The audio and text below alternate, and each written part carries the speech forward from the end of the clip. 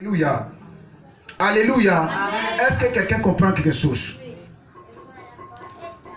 Ça veut dire que quand tu es ici ce matin, c'est pas à cause de quelqu'un, c'est pas l'amour de quelqu'un que tu es venu ici.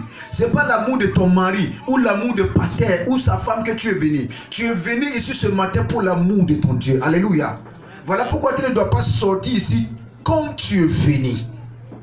Tu dois sortir ici avec la grâce de celui qui t'a créé et de celui qui m'a créé également.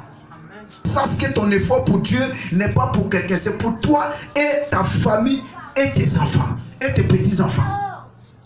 Parce que le Dieu que nous avons choisi de marcher est un Dieu fidèle, est un Dieu amour, est un Dieu fidèle. Ma vie est dans ta vie au nom de Jésus. Amen. Dans la vie de ton foyer, dans la vie de ta famille au nom de Jésus-Christ de Nazareth. Amen. Il y a beaucoup de choses que tu ne peux pas comprendre.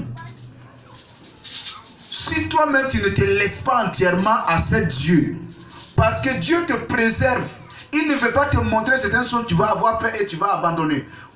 Il y a certaines choses que Dieu te préserve, il ne veut pas te donner certains détails de ce qui va se passer peut-être d'ici demain ou après-demain, parce que tu peux avoir peur. Mais plus que tu es en lui, plus que tu t'attaches à lui, il y a des choses qu'il va te dire, mais il y a des choses qu'il ne va pas te dire. Mais en tout cas, il va te conduire et toi-même tu ne vas pas regretter de là où il est en train de t'amener. Alléluia.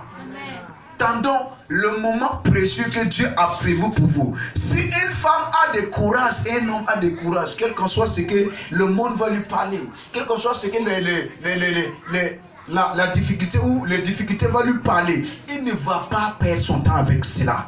Parce qu'ils savent que les difficultés a son moment qu'il va passer. Le problème a son temps qu'il va dégager de ton environnement. Mais l'amour de Dieu reste permanent. Alléluia. L'amour de Dieu reste permanent dans ma vie et dans ta vie. Voilà pourquoi tu ne dois pas jouer avec ce Dieu. Lorsque tu as choisi de marcher avec Jésus, tu dois l'attraper sérieusement. Que tes yeux physiques voient et puissent te déconnecter de son plan. Tu ne dois pas te laisser ce que les gens te racontent puisse abaisser ta foi, puisse abaisser ton amour envers Dieu. Beaucoup de personnes regrettent aujourd'hui parce qu'ils ont écouté ce que les gens leur ont dit. Pas faire de l'effort aujourd'hui parce qu'ils ont écouté certaines témoignages, certaines fausses témoignages. Alors que non, ma foi ne dépend pas de quelqu'un. En réalité, laissez-moi vous dire que ta vie ne dépend pas de quelqu'un. Si tu souffrir, si tu crois que ta vie dépend de ton mari, tu vas souffrir. Tu vas souffrir. Si tu crois que ta vie dépend de ta femme, tu vas souffrir. En réalité, vous tous, votre vie dépend de Dieu. Alléluia. Mais Dieu vous a mis ensemble dans le but de réaliser quelque chose. Voilà pourquoi tu dois attraper ce Dieu. Tu dois avoir une intimité pas possible. Voyons avec nos yeux physiques, la Bible nous dit que ce sont des choses passagères. Alléluia. Des choses passagères. Ce sont des choses qui nous attirent. Mais Dieu nous dit qu'il ne faut pas que nous allons focaliser ce que nos yeux physiques voient. Parce que ce sont des choses passagères qui vont passer. Et maintenant, s'ils passent, tu vas te retrouver où? Il y a des gens qu'on leur donne conseil. Dieu veut ça, Dieu ne veut pas ci. Ils vont continuer à faire ce qu'ils ont décidé de faire. Mais il y a des problèmes qui vont arriver en eux. Mais toi-même, comme tu ne voulais pas écouter, ça arrivait. Tu ne veux pas écouter la parole, ce que ton Dieu te parle. Mais tu ne veux pas écouter aussi si on t'enseigne de la parole de Dieu. Voilà pourquoi quand tu dis que tu es un enfant de Dieu, ce n'est pas encore la vie que tu avais avant qui compte dans le plan de Dieu. C'est la vie que tu décides le jour que tu as choisi de marcher avec ce Jésus. Ça veut dire que s'il y avait des choses que tu aimais, s'il y avait certaines choses qui t'empêchaient de garder la foi, de garder l'amour ou d'être déterminé, tu dois laisser ces choses et que tu dois avoir la détermination dans ton cœur pour pouvoir réaliser la mission que Dieu a mis devant toi.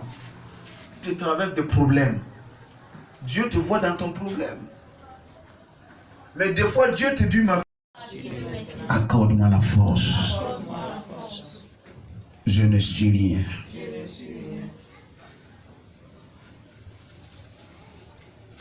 Jésus, qu'il nous impacte au nom de Dieu maintenant.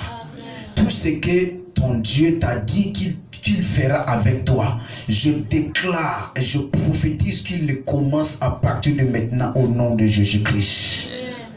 Yes. Il y a des gens qui te détestent aujourd'hui, mais tu ne sais pas. Si tu savais, Dieu t'a mis à part pour être leur sauveur demain ou après-demain.